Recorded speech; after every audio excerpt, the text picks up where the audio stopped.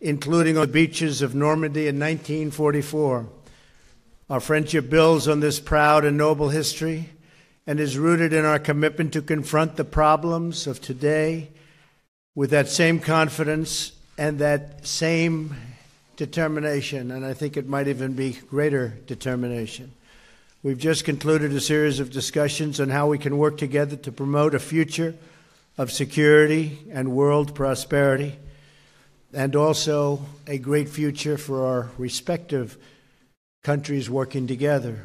The Prime Minister and I are both committed to strengthening the NATO alliance. Norway has made contributions to the NATO-led mission in Afghanistan, where we are doing very well. It's been turned around, as well as to NATO and NATO's enhanced forward presence in Poland and the Baltic states. I want to thank the Prime Minister and the Norwegian people for their participation in these efforts. I encourage Norway to follow through on its commitment to meet the 2% of GDP defense spending obligation so that together we can confront the full range of threats facing our nations. And I believe Norway will get there quite soon. Norway is also a vital and valued member of the campaign to defeat ISIS. Because of us, ISIS has now lost almost 100% of the territory it previously held not so long ago in Iraq and in Syria. We're grateful for Norway's civilian assistance efforts and generous humanitarian aid to the region. They've been out there and really doing an incredible job. I'm also pleased to share that the economic ties between our two countries are robust and growing. The United States currently has a trade surplus, which is shocking. Do you believe I'm saying we have a surplus? There aren't too many. You're going to have to go back and check your people. But we're getting more and more surpluses all over the world, I will say that. I told that to the Prime Minister. But our two countries are robust and growing. The United States currently has a large contingent of products that we sell and back and forth with Norway. And one of the big products, of course, is our military equipment. I want to thank the people of Norway for their commitment to fair and reciprocal trade, a word that you're going to hear more and more coming from this administration, and it should have come from other administrations before me. Reciprocal trade, which benefits us all. Free nations are stronger when the trade is fair.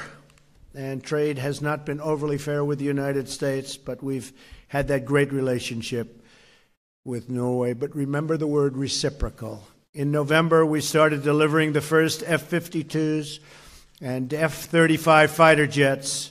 We have a total of 52, and they've delivered a number of them already, a little ahead of schedule.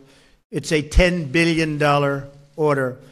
Norway also invests about one-third of its sovereign wealth fund in American businesses, supporting hundreds of thousands of American jobs. They're very big investors in our stock market, and therefore the Prime Minister thanked me very much, because their market is, you have done very well with your investments in the United States, right? Thank you. Norway's commitment to mutually beneficial commerce is a model for other nations, and it really is. It's an amazing country. I look forward to forging an even stronger economic relationship between the United States and Norway, growing this record of success with even more investment and more jobs and more job creation. We're also proud of our increasing cooperation on health and health security, and also on biodefense, very important to both countries. I commend Prime Minister Solberg's efforts to promote vaccine development and disease prevention. Together we can save and improve many, many lives. We're working very hard, and in some cases together, on cures to many ailments. Prime Minister Solberg, I want to thank you again for joining us at the White House. For decades, Norwegians and Americans have stood side by side against common threats to our freedom, our security, and to our values. Together we have fought against fascism and communism and terrorism, and we face threats always together. We're partners. Our partnership has advanced peace, cooperation, and respect for human dignity all around the world. Today, we remain united in our efforts to confront shared challenges, to seize new opportunities, and to build a bright and beautiful future for our countries, our people, our children. And I think we're doing very well working together, and we have a newfound friendship. So I want to thank you, and God bless you. Thank you very much. Thank you. Thank you, Mr. President, and thank you for your generous welcome. It's a great honor to be here at the White House. The relationship between our two countries is strong, and it has very deep roots. There are millions of U.S. citizens who proudly call themselves Norwegian Americans. And our Norwegian Constitution, the second oldest in the world, that is still in force, was inspired by American ideals. And we have had a long and continuous history of serving shoulder to shoulder on battlefields around the world. The U.S. remains our most important ally, a major trade partner, and a close friend. Today, we have discussed issues of importance for our relationship, how we can keep our countries and citizens safe, how we can grow our economies, how we can further the cooperation in areas of mutual interest. And I have assured President Trump that Norway remains an ally and a friend that you can count on in the future. We are already number 2 in NATO after the US in terms of defense spending per capita, and we are making significant investments to further strengthen our defense. And this includes, as the President said, some big buys from American industry. P-8 maritime patrol aircraft from Boeing, 52 F-35 combat aircraft from Lockheed Martin, our largest single public investment ever in Norway. But also we are buying new submarines and investments in intelligence capabilities and army assets, and which is important also for our job in the northern part. The American economy is doing well, and our economic relations are flourishing, and that's to the benefit of both countries. As we discussed in our meeting, for a small country like Norway, it's important for our ability to trade and to invest across border that we have fair trade and that we have multilateral trade systems also. And we think it's important for our future.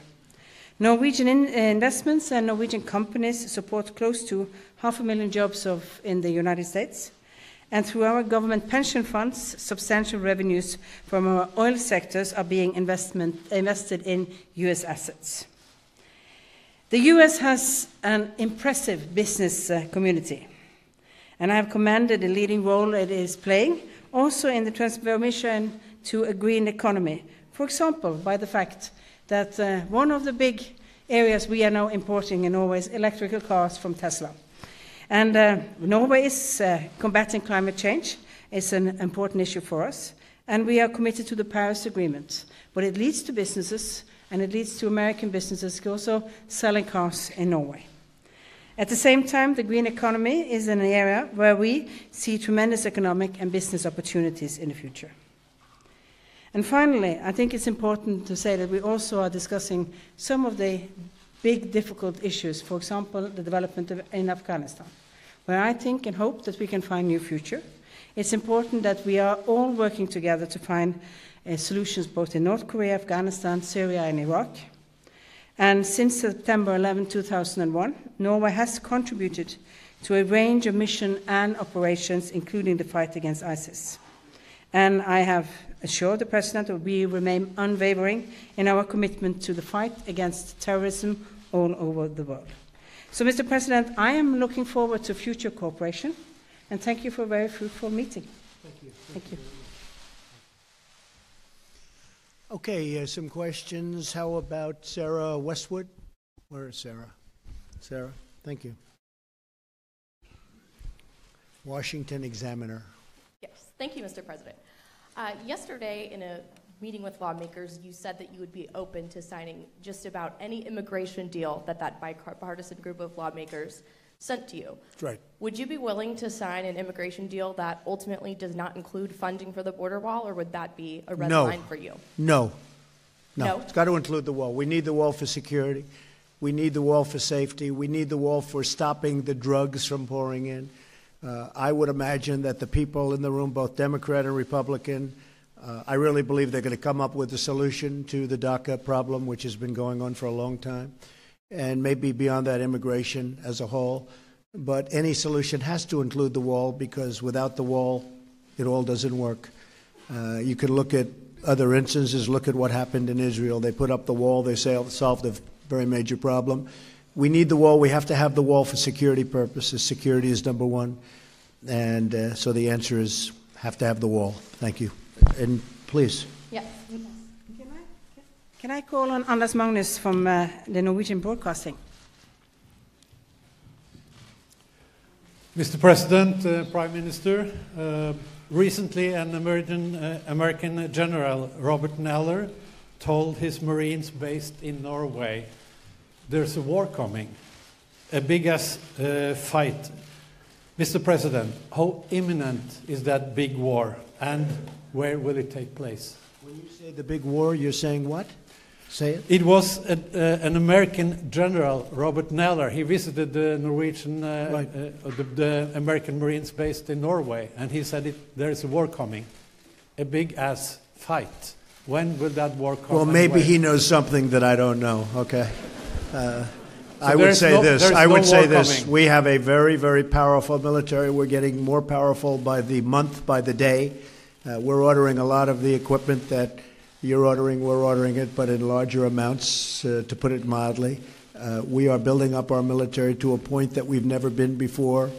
We were very much weakened over the last long period of time, but not with me. No, I don't expect that. I think we're going to have, because of strength, peace through strength. I think we're going to have a long period of peace. I hope we do. We have certainly problems with North Korea, but a lot of good talks are going on right now, a lot of good energy. I see a lot of good energy. I like it very much, what I'm seeing. I just spoke this morning with as you know, with the President Moon of South Korea. He had some really great meetings. His representatives had a great meeting. And I had some very good feedback from that. So hopefully a lot of good things are going to work out. No, I think that we will have peace through strength. Our military will be stronger than it ever was in a very short period of time. And that's my opinion. That's not the general's opinion, but I think my opinion counts more right now. Thank you. Maybe I can just add that the reason why we are so happy that we have U.S. Marines training in Norway is that that's part of the deterrence strategy that makes sure that we don't have a war in the future. Yes. And Sarah, did you have a question? You were supposed to ask a question. Did you have a question for the Prime Minister? Mm-hmm. I did, yes, thank you. Madam Prime Minister, President Trump has said that the investigation into Russian collusion makes our country, quote, look very bad. And he said this morning that, quote, the world is laughing at our stupidity. So my question to you is, are you laughing at the Russian investigation? I think that it's up to every political system in countries to scrutinize and discuss their own political agenda in their countries. And I respect that very much, and that this is an issue for American politics. I'd just like to say that it has impacted also in Europe. I think all European countries who have had elections this year has been looking into, will there be any type of tampering or others? We concluded after our election that we could not find any proof of any try to put any emphasis on that from countries outside Norway. I think it was a very Norwegian election with Norwegian participants. Well, I will say this. There is collusion, but it's really with the Democrats and the Russians, far more than it is with the Republicans and the Russians. So the witch hunt continues. John, go ahead.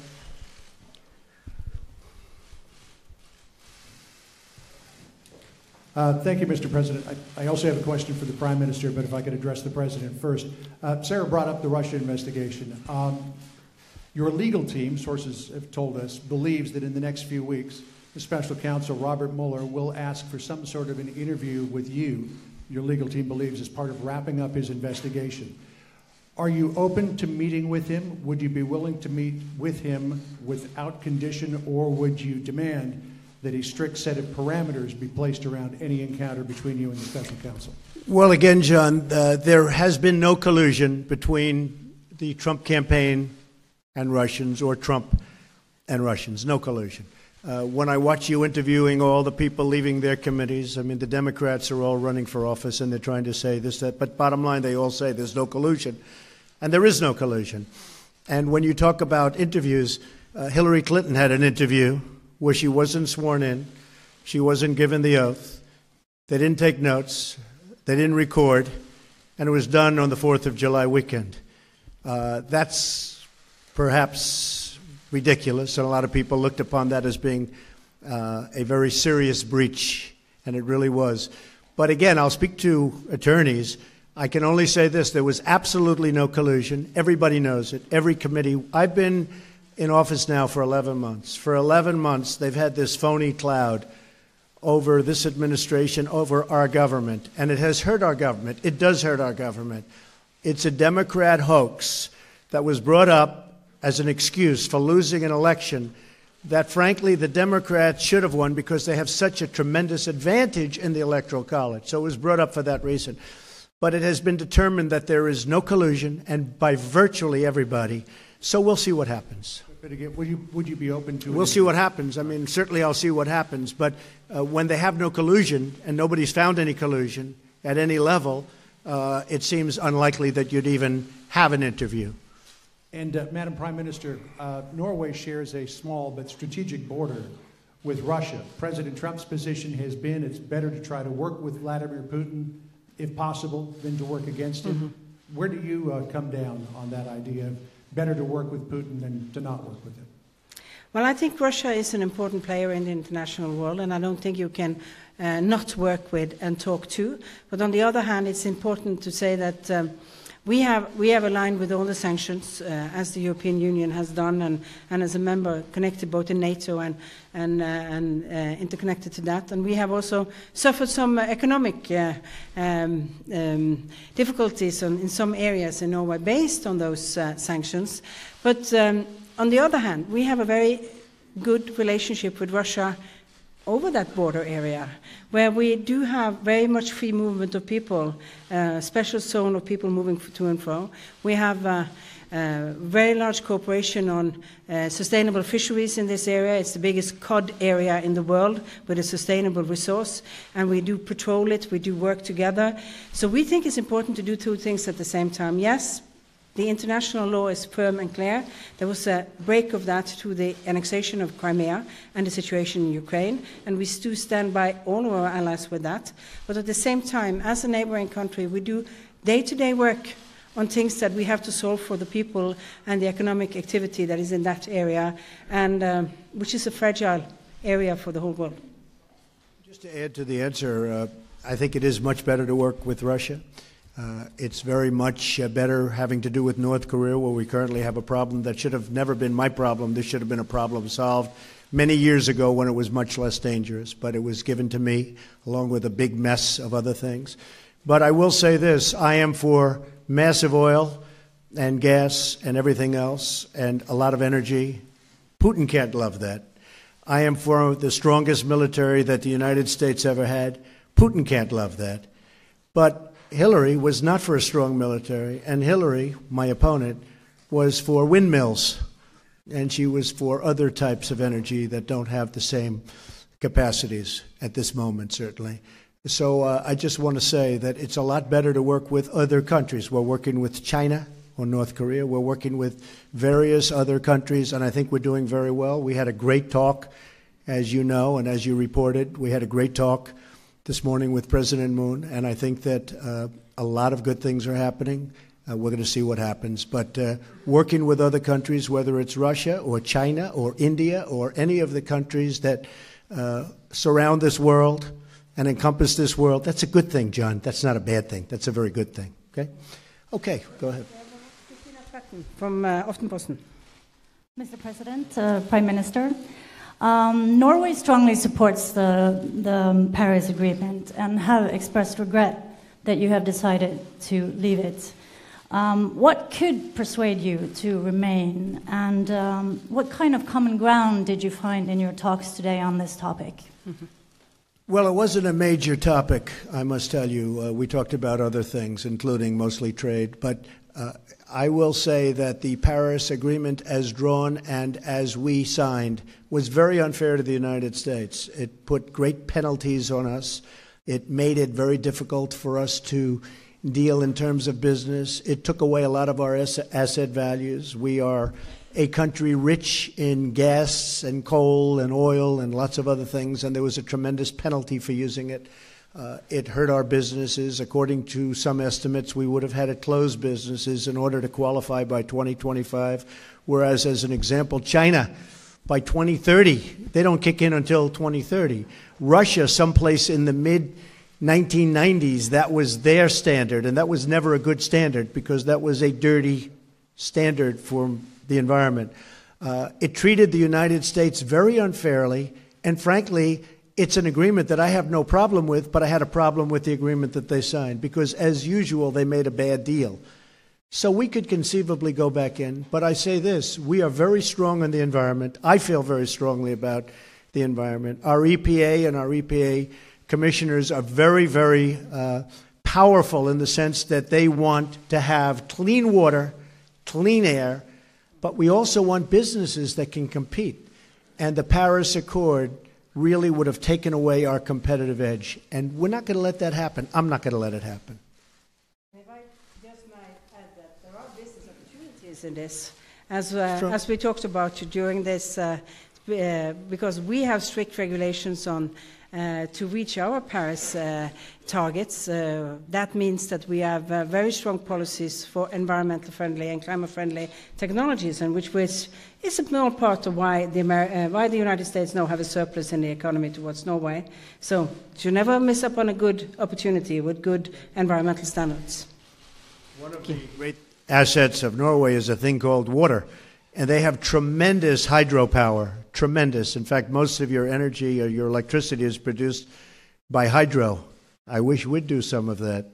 But hydropower is fantastic, and it's a great asset that you have. Thank you very much. Great honor. Thank you.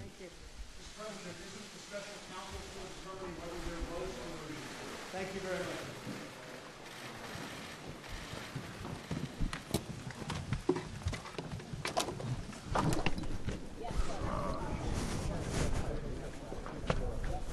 Yeah, gotcha.